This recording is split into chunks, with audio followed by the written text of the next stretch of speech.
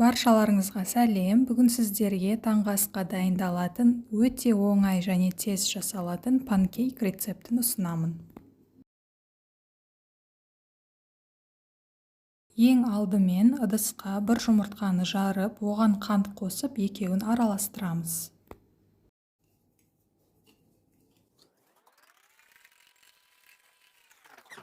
Келесі ерітілген сары май мен жылы сүт құйып, тағы араластырып аламыз.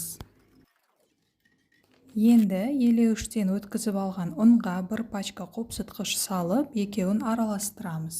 Соңында осы ұнды 2-ге немесе 3-ке бөліп, сұйық массаға қосып, араластырып тұрамыз.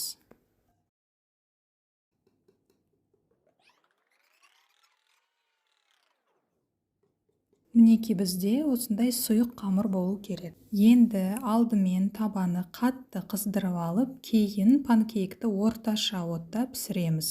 Беті осылай көпіршіктеніп бастаған кезде екінші жағына аударамыз.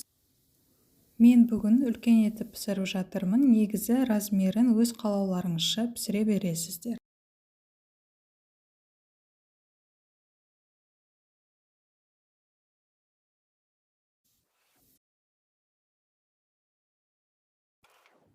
Мінеки достар, панкейк дайын. Бүгін осындай тако стилінде жасағым келді. Үйде бар заттармен осылай әдемілеп жей бересіздер.